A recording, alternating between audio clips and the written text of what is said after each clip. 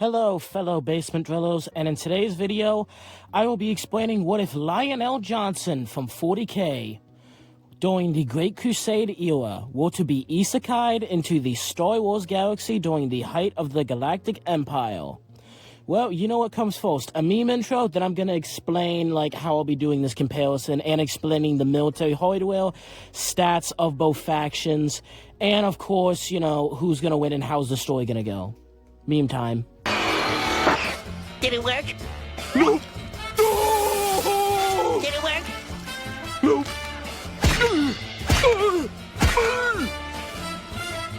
Nothing's working! Wait, SpongeBob! We're not cavemen! We have technology!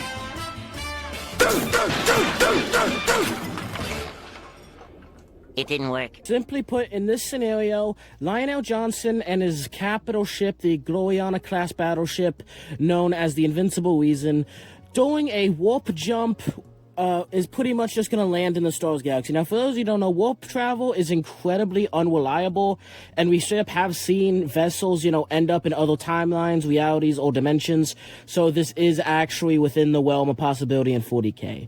In this scenario, he will have all of his super weapons, all of his space marines, and of course his ship and all that stuff, blah, blah, blah. And the Star Wars timeline, this will be happening 1 year before the canon destruction of the first Death Star. Lionel Johnson will also spawn in the outer rim of the Star Wars galaxy, so the Empire won't immediately notice him. Now, before I get into this juicy comparison, let's go over some basic military hardware of both factions. So I'm not going to go over the super basics, because I imagine most of you know what a Space Marine is, or what a Stormtrooper is, but I'm going to be honest, this scenario doesn't actually matter, too much the infantry. This scenario matters much more on, hit and run tactics and all that stuff, so all that you need to know is that the Empire obviously has weaponry to kill Space Marine, but it's going to be really effing hard, and, throwing a Stormtrooper at a Space Marine is not going to be going well. So, the Galactic Empire has over 1 million planets. In fact, the Galactic Empire is actually larger than the Imperium from 40K. Now, that's good, because it means that Lionel Johnson, despite him, having a 20-kilometer-long ship, it's pretty much going to be a cookie-cutter shark versus a blue whale. Now, the reason that's bad is because the government in, Star Wars, the Galactic Empire is obviously quite fascist. It's actually a relatively, good depiction of fascism, in media. A lot of times people say something's fascist, it's just a random dictatorship. It's not actually fascist. This is actually how fascism kind of works. Pretty much you have one dude in charge who has all the power, and he puts someone else in charge, and anything that, he says, all the power there. So, for example, in Star Wars, the government runs off of a Moth system, pretty much, and, well, a Moth ranking system, where, Darth Sidious will, take a Moth, one of these Moth guys, and pretty much put him in charge of either a military, installation or a sector of space, and then that Moth will then, elect smaller Moths underneath him for, small projects. Each Moth has unlimited power, with the exceptions of other Moths that are of equal, standing or are ranked above them. Anyone below them, they have unlimited power over. Whether if they want to kill them, throw them into a black hole, whatever. This is very good because that means one man can, take all the military, assets and use them how he sees fit without any debate or arguing, meaning it's a very quick, efficient government. But you cut the head off the snake and there's no one to take his spot. Because this form of government breeds rivalries and distrust and hatred, and Palpatine certainly enjoyed that. Now, the main government obviously was on Coruscant, but the main government was obviously just Palpatine. It's literally Palpatine and his goons below him. And how, he would enforce his power is pretty much the Star Destroyers. Star Destroyers being a mile-long vessel that have a legion of stormtroopers and, normal military personnel. They also have bureaucrats, tax auditors, senators, everything to, run a government. So you'd have, let's say, 60 planets, a system's worth of planets that are pretty much being matched by a Star Destroyer. Star Destroyer, obviously, it's a military-type dictatorship. And that's actually the problem with the Empire, is they have 25,000 Star Destroyers, a massive force. I genuinely believe 100 Star Destroyers could wipe the floor with Lionel Johnson's ship. But the thing is, this form of government, it has, its citizens under gunpoint at all times. And it's a hyper-surveillance state where the government's in the business of all those citizens, meaning those citizens are more likely wanting to rebel. And there's actually a quote from Rogel Dorn from 40K. How do you expect us to build the future when every planet we conquer, we have to have our heads on a swivel because they'll rebel against us? And that's kind of the Empire's problem, is they have this massive military, but they have to keep them stationed now because their planets are only loyal because there's a gun pointed at them, pretty much. And the government is very inefficient without that Star Destroyer. So if they send the Star Destroyer, to do that, then they have 60 planets, let's say, that are not being governed. And if that Star Destroyer, if Lionel Johnson just comes in, destroys the Star Destroyer and leaves, or if they, gather up, let's say, 10 Star Destroyers to fight Lionel Johnson, those Star Destroyers lose, then there's a massive amount of planets that just aren't being governed efficiently because the Empire pretty much used the Star Destroyers to govern. Not entirely, though. There will still, obviously, stuff on each planet, but it was way less efficient without Star Destroyer. Not so much without Star Destroyer, it was more likely for Rebellion to easily take over. Also, the Star Destroyers were meant to be intimidating. They weren't actually meant to fight ships of their own size, which makes sense because there really wasn't anything of the... There really wasn't a equal, there was no opponent of the same weight class in the Star Wars galaxy, besides other Empire stuff. Now, this might seem bad for the Empire because, Lionel Johnson has a fucking 20, kilometer ship versus these 1 kilometer ships, and these 1 kilometer ships aren't meant to, punch anything above they're not meant to punch their own weight, let alone above it.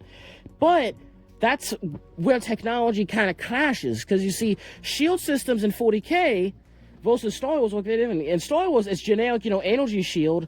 Oh yeah, if you are able to tire out the energy, shields, you just brute force your way through them, or tire out the shields, engines, you overpower them and you get through. In 40K, shields work by opening a portal to hell, and whatever you just shot at got teleported to hell. So how you defeat shields in 40K is you have to pretty much shoot everywhere all at once to overwhelm the portals, so the portals collapse. Meaning that a couple Star Destroyers, not wrong, it's Lionel Johnson's ship. It's the best Gloriana-class ship they have. The Imperium had at their disposal, so it's going to take a lot more than a couple Star Destroyers to overwhelm its shields. But a good amount of them would be able to do. It's just the fact that it's going to be so hard to muster that amount of Star Destroyers, because you'd have to leave your own territory undefended. Now, the Empire also had 13 ships that were roughly 18 kilometers long, so in the similar weight class to Lionel Johnson's ship. But again, these ships were even more geared towards fighting smaller ships. So I could easily see Lionel Johnson boxing 2 of these ships and winning, but 3 or 4, he's cooked. Not to mention there's the Death Star, of course, which, in the grand scheme of things, was a kind of shitty weapon. Because, oh, congratulations, you have an entire, moon-sized fortress that's slow as hell, and that can destroy planets. And it has to get relatively close to that planet to destroy it. Obviously, it can destroy planets from afar, but relatively close. As opposed to Lionel Johnson, who can literally just teleport in, pretty much, open a warp portal, travel through the warp, pretty much teleport in right next to a planet, use either Vosvex, which is sentient napalm, virus bombs, or, cyclonic torpedoes, which are all planet-destroying weapons. So Lionel Johnson can easily destroy a planet, and the Death Star can't. Okay, so I want to clarify, when I say Lionel Johnson destroys a planet, it's more along the lines of make a planet uninhabitable and kill every life form on it, versus the Death Star, which actually blows up the planet. So technically, Lionel Johnson can't blow up a planet, but really, what's the difference? From a practical standpoint. Now that we're done with all that garbage, we can get into the juiciness. Also, I'm sorry that explaining things took a while. It's just that, obviously, I had to get all that stuff out of the way because the technologies work very differently, and the way their clash works very differently. And this is actually my 8th script for the video and 3rd time recording, because I wanted it to be consistent and to the point, so let's go. Okay, so Lionel Johnson opens a warp portal and appears in the Star Wars galaxy. Is pretty much like, what the fuck? Originally thinking that's his galaxy, travels around and realizing that it is not his galaxy, and begins to warp travel all over the place, pretty much teleporting all around the, Star Wars Galaxy. Okay, I'm gonna stop using the word teleport because that's just incorrect. Warp travel is slower than hyperdrives, but they are still quite fast. And unlike hyperdrives, where you have to go on hyperdrive lanes so you can relatively, track that. Okay, obviously it's not like explicit like hyperdrive lanes, but it's very clear where you can and can't, use your hyperdrive, so that you can kind of do it like that. Like, you can't hyperdrive through anything solid, so asteroid belts or inhabited spots are impossible. Meanwhile, you can just, warp through a planet because you're teleported to the immaterial where there's nothing material. So if there's a planet in your way, it's not, because there's nothing material there. You get what I mean? Alright. So because he teleports all over the place, because he's in the Outer Rim and the majority of the Star Wars Galaxy isn't controlled by the Empire, he doesn't, actually meet the Empire. He just meets random aliens that he exterminates immediately, a couple random pilots that he demolishes immediately, but he does encounter humans, but he just kind of ignores them, thinking they're not a big deal, and that he needs to go back home, meet back up with the Imperium.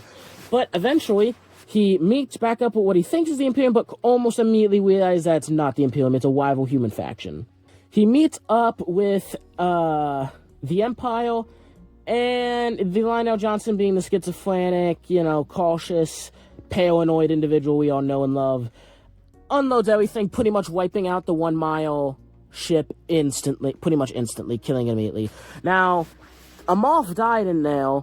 Now, Amoth was commanding that ship, and Amoth died in that ship, and also those ships are hard to replace. There's not nearly enough of them as it is. So the Grand Moff, in charge of that region, leads a war fleet to meet up with the Lion. Lionel Johnson, knowing that he can easily defeat 5 of those ships that he easily dispatched, goes up against him and wipes out 4 of the ships, leaving the engines broken on the last one, before then boarding it and capturing the Grand Moff, interrogating everyone on that ship, and, pretty much getting all information out of him, realizing how big the Empire is. Now Lionel Johnson is being very cautious because he thought it was a small Empire, but now it's massive. You know what else is massive? Lionel Johnson pretty much audibly gasps when he realizes how effed he is, but being Lionel Johnson, he's gonna find a way. He also realizes that he's in a completely different galaxy with probably no way home. So, he decides that he intends on defeating the Empire, pretty much taking over the Empire, and pretty much setting up a new Imperium in this galaxy until he's able to go home, or, have more Imperials show up so that way they can, pretty much double their Empire size. Now, having an entire sector go quiet and, go into open rebellion, and, having a Grand Moff and a bunch of Moffs and, 6 of your irreplaceable ships destroyed, the Emperor hears about this and is not happy. And sends out another Moff with one of those massive, F-off 18-kilometer ships alongside 2 smaller Star Destroyers in order to face off against this foe and destroy them. Lionel Johnson knows about this because he intercepts communications, ambushes the ship, and quickly does the same thing before, disables the engines, wipes out the 2 small ships, interrogates them off, blah, blah, blah. And, eventually, takes all the information he needs, blows up the ship, and begins to, he understands, how the hyperdrives work and whatnot. Also, by the way, I'd like to clarify, the reason I say he's taking these ships without too much difficulty. 200,000 Space Marines, Stormtroopers. Who do you think's going to win in a very tight hallway? Obviously, not all the Space Marines are going to be there, but I'm pretty sure just a handful of Space Marines could relatively easily take one of these ships, and then just, leave a virus bomb with some Vosfex on it to, get rid of it, or just shell it from your ship. Anyway, now the Emperor, being very effing annoyed at this, decides to go, hide out in his secret project, because now he knows that those massive ships aren't even safe. Now, the Emperor knows that there's no way, because there was a massive fight between these ships. He didn't just immediately, destroy this massive, 18-kilometer vessel. It did take a long time. That, the Death Star should be relatively safe. The 2 safest places should be Coruscant and the Death Star. By the way, keep in mind, the Emperor has no idea that Lionel Johnson possesses, planet-destroying weapons. So, he believes Coruscant to be safe and other guarded planets to be safe, but he decides to hide on the Death Star, not wanting to be blown out of the sky in a Star Destroyer or a Super Star Destroyer. Star Destroyers, again, being 1 mile long, or 1 kilometer long, similar. And, the other ships, the Super Star Destroyers, being roughly 18 kilometers long. Neither ship is safe. So Vader, a ton of the Grand Moffs, and, of course, the Emperor hide out in the Death Star. Now, I want to clarify, the Death Star was built in secret and was operational over a year before, it blew up Autobahn and, made its big show. It's just the fact that it was kept secret, and they just wanted to test out all the kinks, but it still worked. Now, given the fact that Lionel Johnson is appearing north, south, east, west, although it is taking months in between, these, attacks, it is really effing with Imperial supply lines, and on top of that is giving Rebels a lot of confidence. So, Rebel cells begin popping up everywhere. And Lionel Johnson, wanting to take over the Empire, was eventually going to have to exterminate them, but he's more than fine allowing them to live now so they can destabilize the Empire. Now, about 6 months into this war, Lionel Johnson's been, spotted east, west, somewhat center of the galaxy, up, down, everywhere. I want to clarify, it's not like he's appearing, everywhere at once. It's just that, he appeared here, then he appeared here. It's pretty random, so that way they can't, set up a trap, because he knows how badly it's structured and how they have to pretty much keep a gun to those citizens.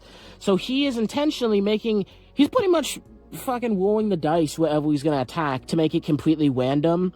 He literally just shows up, destroys a single Star Destroyer, or maybe a few. I want to clarify, the Imperial Navy, the bulk of their ships and, the actual, the majority of their ships are much smaller ships. But Lionel Johnson also knows that focusing on these smaller ships is a waste of time, because the government pretty much runs their government using these Star Destroyers. So by taking them out, he's crippling the government. So he's pretty much appearing everywhere, he's pretty much appearing at the spots he's appearing at randomly in order to just attack them randomly. And so just a few months later, in order to teach these rebels a lesson, hopefully, get Lionel Johnson to submit, which, Cap, he blows up Autobahn about 6 months earlier than he did in All Timeline, to, teach the rebels a lesson and to, show Lionel Johnson that he's not messing around, that he has planet-destroying weapons. Now, for a little couple months, Lionel Johnson keeps doing all this stuff until, randomly, Darth Sidious and, Darth Vader and all the Grand Moffs are just relaxing in the Death Star, and randomly, Lionel Johnson just spawns right beside it and begins unloading cyclonic torpedoes. Cyclonic torpedoes can pretty much burn away everything. Vosfex, sentient napalm, virus bombs, and just normal missiles, just hammering the shields of the Death Star. Now, the Death Star, despite being the capital, is incredibly well defended, and they had no idea that the Dark Angels had this type of firepower. In fact, the Dark Angels intentionally only use lower-end firepower, normal standard firepower, shells and whatnot, so that to give the Empire a false sense of confidence. Because the shields on a big ship are strong, but the shields on the Death Star are even stronger, but the shields on the Death Star quickly are overwhelmed by the sheer amount of destruction that Lionel Johnson is. He's pretty much repeatedly launching planetary destroying weapons against the Death Star. The Empire didn't even know he had, because he intentionally hid them and never used them against any planet or ship, just waiting for this occasion, just waiting in case something like this had to happen. Because Lionel Johnson is a sneaky boy who wants to keep his cards real close, and he didn't know about the Death Star, obviously, up until just a few months ago when they used it to show off. But he intended on, annihilating the capital planet to kill the Emperor. But now that he believes the Emperor to be hiding on the Death Star, now he's using the weapons that he hid for a while. Now, even though the Death Star doesn't have too big of a navy, they obviously still plan for something like this, and ships are quickly on their way firing upon the Invincible Reason. Now, the Invincible Reason is tough, but straight up, if they but eventually they break the Invincible Reason shields, but still though, the Invincible Reason has one hell of a thick hull and can take one hell of a beating. Now, one interesting thing about the Invincible Reason, how do I put this? The front quarter of the ship, the battering ram, can detach and pretty much be fired like a gun into planets or into enemy vessels. And that is exactly what they do when the shields break. They fire it like a gun into the vessel, and it burrows through the Death Star a little bit, massively damaging the ship, causing blackouts, making it so it can't fire its big laser gun. But, Lionel Johnson, again, knows how fragile the command structure is, and so instead of doing what he normally does, which is fire the front quarter of his ship, and him, his most elite Terminators, his most elite Space Marines, and, enslave them in Nirvana and other, horrific, super weapons, the front of his ship is sacrificed to destroy the Death Star, and it's pretty much filled to the brim with Vospex, burning to death everything there, burning to death Vader Trice, and turning the Emperor into burnt chicken. Now, the reason why the Empire collapsed after the destruction of the second Death Star is because the Emperor was dead. Simply put, the problem with these fascist governments besides all the racism and whatnot, is when the head is cut off, everyone just scrambles like a chicken to take power. And so in the comics, I am including Legends, fuck Disney canon, pretty much what happened is a massive warring period between all the Moffs happened, where all the Moffs were pretty much fighting and trying to take power, and that's actually how the Republic was able to take power despite the Empire still having a relatively strong navy. They just had no one to lead them, so they all turned on each other. Same thing happens in this timeline. Lionel Johnson appeals right in front of Coruscant, and before Coruscant can shut their shields, a massive drop pod, assault happens. Now, I'm not gonna lie, even though Lionel Johnson hadn't actually lost too many Space Marines, to defeat the Empire, it was mostly just strategic thinking and, all that stuff. The Space Marines are sent down, but still, though, they're not going to have enough manpower to take Coruscant, especially with the shields being closed. So, what actually happens is they pretty much force Coruscant to surrender, because Coruscant's leaderless, and everyone on Coruscant just fighting to take power. But, you know how they use Vospex to destroy the Death Star, from within? All those Space Marines that were sent down, there actually wasn't a whole lot of them. It was just a couple dudes with a crap ton of Vospex who were ready to open it and pretty much kill themselves and the whole planet if the planet didn't lower their shields and surrender to Lionel Johnson. Lionel Johnson immediately takes the planet because the planet doesn't want to get burnt to a crisp, especially the Moffs on the planet don't want to get burnt to a crisp. Lionel Johnson, now being in charge of the seat of power of the galaxy, pretty much goes around and forcing Moffs to bend the knee. And I'm going to be honest, I think pretty much all the Moffs are going to bend the knee. The Moffs bent the knee to a powerful dictator, and they're going to bend the knee to a stronger one who destroyed him. So, yeah, the Moffs are going to surrender to him, and so he's pretty much going to shadow the Empire, pick up its head, take its nervous system, take the head of the Empire, Coruscant, and then start picking up all the organs and nervous system or whatever, and making the Moffs submit. Now, about all those rebel, things, they're probably going to chill out because they're going to want to wait to see what's going to happen. They're going to want to wait and see how bad this guy is. And Lionel Johnson is probably going to keep up all the fascist stuff. They're going to see how he's, recruiting the Moffs and everything. But Lionel Johnson is still trying to make the Imperium 2.0. And one thing about the Imperium, they didn't just conquer a planet and, stay directly in charge. The Imperium was actually pretty chill about the planets they conquered. Like, if they, beat you in a fair fight, and, they would stay to watch you for, a couple years, they would pretty much allow you to elect governors, and as long as you elected competent governors, and, you paid your taxes, and, you're against religion and whatnot, they'd pretty much just leave you alone. So I imagine they would still keep them off system in order to, stabilize everything and whatnot. Instead of having to rebuild a whole new empire, because Lionel Johnson's not an empire builder, he's a conqueror. They would pretty much just use the corpse of the Empire to do that. But I imagine relatively quickly they'd start holding elections and whatnot and allowing, each planet to pick their own governor and whatnot. And although they wouldn't have a say in the main government, they would still have a say on their individual planets. Now, don't get me wrong, Lionel Johnson's obviously not a fan of democracy or anything. It's just the fact that he's trying to set up the Imperium. And given the fact that, all the threats in the galaxy have pretty much been extinguished. By the way, I want to clarify something. Lionel Johnson is super racist and hates all aliens, but during his time, in the Empire, he actually found out that most aliens were relatively chill, so don't get me wrong, the new Lionel Johnson Empire isn't going to be entirely better. He's still going to be super racist to aliens, and I imagine he's actually going to be harder on aliens than the Empire was, but he's not going to go genociding all of them. Except the Wookiees and these weird lizard guys. Any alien species that's considered a threat's getting immediately demolished. Sorry, Geonosians, you're getting cooked. Also, the hut space, that's getting glassed immediately. I don't even think he's going to invade it. I think he's just going to show up and glass it and go home. Also, a big problem with the Moff system is obviously giving absolute power to one dude. Absolute power clips absolute all. So any Moff who abuses their power is getting absolutely vivisected by Lionel Johnson on the spot. So the Moffs are no longer, abusing their power. planets are allowed to self-govern as long as they pay taxes and, submit to the Lion, meaning the Rebel groups are going to chill out. Also, any Rebel groups that don't chill out and any planets that, have a massive Rebel influence on are getting glassed immediately. So Rebels would have to fight a much stronger, more competent, much more dangerous opponent in exchange for, pretty much giving up the right to have free elections and self-govern your own planet. So because he's pretty much trying to make the Empire the new Imperium, I think people are going to chill out because they're going to want the option to self-govern and just chill. Anyway, what did you think about this video? I'm not going to lie. If this video goes well, I will be doing a series where I will cover what if each Primarch during the Great Crusade was isekai'd into the 40k galaxy. I will be going over every Primarch first to last, and I hope you enjoy them. Again, that's only if this video goes well. And also, if you guys want, I will cover how would Lionel Johnson, handle the Yuzhang Bong as pretty much the new Emperor. Also, similar to Palpatine, he's not actually governing anything. He's just picking people to govern for him, as he pretty much acts as a military king. So he's pretty much the Emperor, but more racist, and also gives his citizens the right to self-govern as long as they submit. So,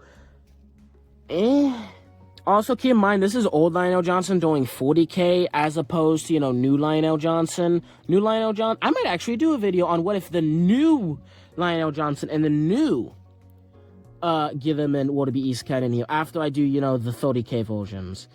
I also might do what if the Demon Primarchs were to, invade. Also, I might do Abaddon. I might do Necrons. It all depends on how well this video goes. So if you want more epic content like this, if you want to see what if Necron Tomb Worlds were to reopen, if you want what if the Tau Empire were to, be in this universe, you want the Covenant from Halo, I don't care, then, please like and subscribe and, share the video and whatever. If I gain a couple subs from this and I get a couple likes, I'm going to make more. Anyway, I've been yapping way too long. Thank you so much for watching. God bless you, and I will catch you in the next one. Peace. Also, real quick, I am a massive 40k nerd. I am a medium Star Wars nerd. So if I got stuff wrong, feel free to tell me in the comments below. I love constructive criticism. Or just criticism because, boosts engagement. Thank you. Also, leave some more ideas in the comments below. See ya.